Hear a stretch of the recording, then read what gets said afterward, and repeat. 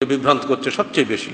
যাদের মধ্যে আল্লাহ পাক কিছু ইলম দিয়েছেন, বুদ্ধিমত্তা দিয়েছেন, তাদের বুদ্ধি খাটাচ্ছেন এমন কাজে, যে কাজে মানুষ কোরআন ও সুন্নাহর সহজ সরল পথ থেকে বাঁকা পথে চলে যাচ্ছে।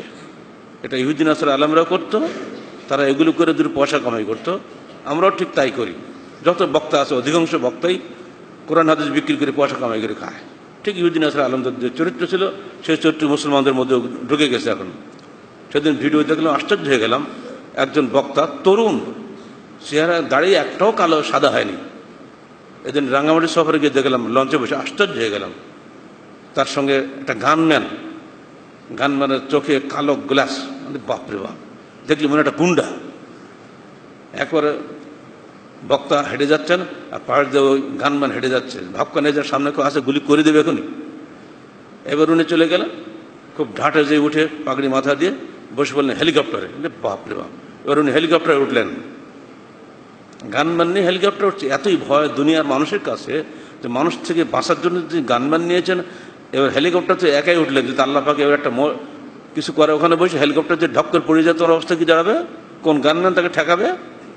কিন্তু না, উনি নামলেন একটা জেলাতে গিয়ে, সেখানে গিয়ে আলহামদুলিল্লাহ এত বক্তৃতা করলেন, জোরালো বক্তব্য, খাস করে আমাদের বিরুদ্ধে। একবার আমার নাম ধরে ধরি বই খালি উল্টাচ্ছে, এই দেখেন, এই দেখেন, এই দেখেন, এই দেখেন। জীবনে কেউ দেখতে যাবে নাকি? এই দেখেন সয়তাকবীর, কোথায় বলে সয়তাকবীর নাই? এই দেখেন রফেদার নাই, কোথাও কোনো হাদিসের রফেদার নাই। এই দেখেন, কটা নেবেন? আমি জোরে বলতে হবে না, কে বলছে জোরে বলছে? কিসে সালাতুর রাসূল? এই দেখেন।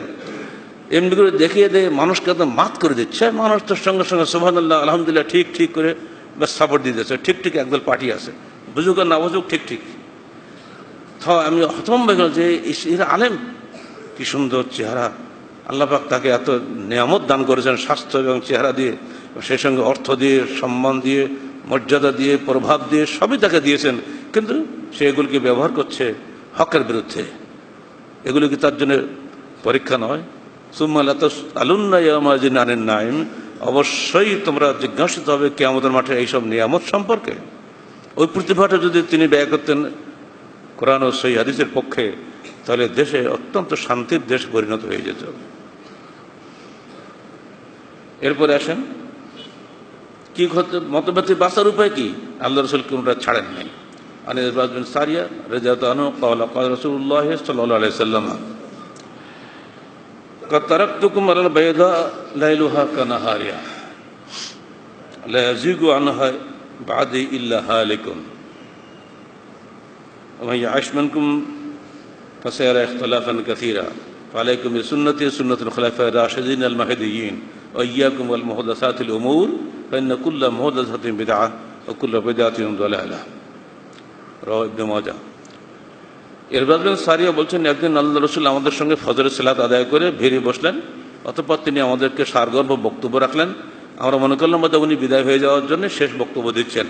আমরা বললাম, হে আল্লাহ রাসূল, আপনি আমাদের জন্য আরো একটু বেশি বেশি নসিহত করুন। তখন তিনি বললেন, দেখো,